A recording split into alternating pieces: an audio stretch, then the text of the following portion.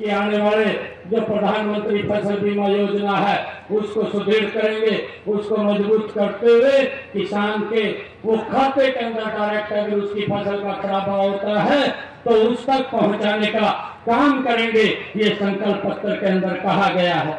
आदरणीय प्रधानमंत्री जी ने संकल्प पत्र के अंदर कहा है कि हम किसानों को उनका एमएसपी को लगातार बढ़ा करके देने का काम वो किसान तक वो पहुंचता रहे, उसको लगातार सुनिश्चित करेंगे। और आदरणीय प्रधानमंत्री जी ने ये संकल्प लेकर के कहा है कि हमारा जो सब्जी के उत्पादन के लिए स्टोरेज की व्यवस्था है उसको क्लस्टर वाइज बनाने का काम, ताकि किसान को उसका लाभ मिले। इसलिए इस संकल्प पत्र के अंदर लेकर के आदरणीय प्रधानमंत्री जी ने उसको आगे बढ़ाने का काम किया है। आदरणीय प्रधानमंत्री जी ने यह संकल्प लिया है कि हम प्राकृतिक खेती को और गति से आगे बढ़ाने का काम, ज्यादा क्षेत्र में प्राकृतिक खेती हो उसके लिए हमारी सरकार काम करेगी। और भाइयों, आदरणीय प्रधानमंत्री जी ने अपने संकल्प पत्र के अंदर ये संकल्प लिया है कि लगातार जो 80 करोड़ परिवारों तक प्रधानमंत्री गरीब कल्याण योजना के तहत उन तक राशन पहुंचाते थे उसको लगातार आगे पहुंचाने का काम ये हमारी सरकार करेगी। भाइयों, मुझे खुशी है आदरणीय प्रधानमंत्री जी ने ये संकल्प लेकर के कहा है कि हम पीएम सूर्य योजना उसको लागू करेंगे और हर घर के अंदर भाइयों सोलर लगा करके बिजली का बिल जीरो करने का काम ये हमारी सरकार करेगी, ताकि किसी भी व्यक्ति को ये बिल ना देना पड़े, उससे छुटकारा देने का काम इस पीएम सूर्य योजना के माध्यम से हमारी सरकार करेगी। आदरणीय प्रधानमंत्री जी ने ये संकल्प लेकर के कहा है कि हमारी सरकार जब 2024 के अंदर आएगी पीएम आवास योजना को और गति से आगे बढ़ाते हुए हर व्यक्ति के सर के ऊपर छत हो उसको मकान बना करके देने का जिम्मा ये हमारी सरकार का है। और ये प्रधानमंत्री जी ने संकल्प पत्र के अंदर एक और बात कही है कि आने वाले समय के अंदर 3 करोड़ लखपति दीदी बनाने का काम भी ये हमारी सरकार करेगी। और भाइयों, आदरणीय प्रधानमंत्री जी ने कहा कि सार्वजनिक स्थानों के ऊपर महिला शौचालयों का निर्माण भी लगातार हमारी सरकार करके उसको आगे मजबूती से बढ़ाने का काम करेगी। आदरणीय प्रधानमंत्री जी ने ये अपने संकल्प पत्र के अंदर कहा है कि हमारी सरकार आपातकालीन हेल्थ सेवाएं 112 को और मजबूत करके लोगों को सुविधाएं देने का काम ये हमारी सरकार करेगी।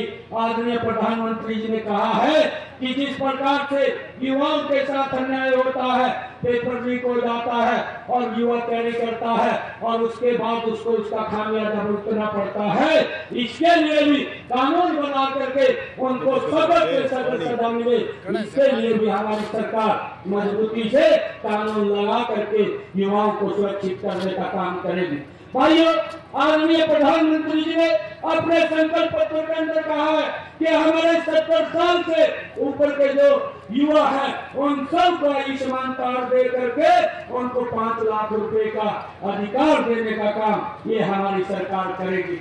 भाइयों, इतने बात है ये संकल्प पत्र के अंदर अगर कोई बोलता है ये नरेंद्र मोदी जी बोलता है और इसी बात का डर ये कांग्रेस को है। कांग्रेस के लोग बोलते हैं कि अगर कोई बात भारतीय जनता पार्टी संकल्प पत्र में बोलती है तो उसको पूरा करने की गारंटी अगर किसी की है तो नरेंद्र मोदी जी की गारंटी है, वो उसको पूरा करेगा। और भाइयों, आप लोगों को इस बात की चिंता करने की आवश्यकता नहीं है, जब तक नरेंद्र मोदी जी हैं उस बात की गारंटी वो नरेंद्र मोदी जी की है। हमारी माताएं बहनें 2014 से पहले 2-2 किलोमीटर दूरी से सर के ऊपर मटका रख करके पीने का पानी लेकर के आती थी, परंतु नरेंद्र मोदी जी ने चिंता की है। आज हर घर के अंदर नल और स्वच्छ जल पहुंचाने की व्यवस्था भी 10 वर्षों के अंदर नरेंद्र मोदी जी ने की है। ये हमारी सरकार ने ये मजबूती से इस देश को आगे बढ़ाने के लिए किए हैं। अगर हम देखें रोड का इंफ्रास्ट्रक्चर, अगर हम देखें रेलवे की कनेक्टिविटी, अगर हम देखें एयर कनेक्टिविटी और अगर हम देखें भाइयों एम्स बनाने की बात हमारे झज्जर के अंदर भी नरेंद्र मोदी जी ने भाइयों एम्स को खड़ा किया। और अगर हम देखें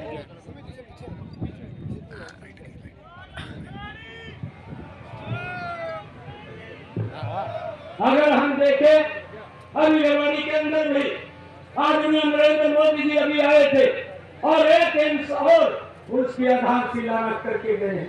कांग्रेस के समय के अंदर ये बात पूछनी चाहिए देवी की सरदारी को, अरे इतना लंबा समय आप लोग को दिया, इस देश ने दिया, अरे जिस गति से देश को आगे बढ़ना चाहिए था वो नहीं बढ़ पाया।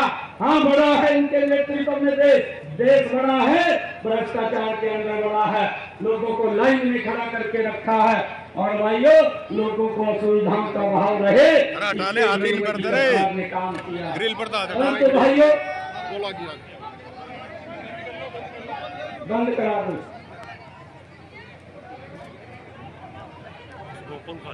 भाई, लाइट काट दे, लाइट वाले लाइन काट दे भाई।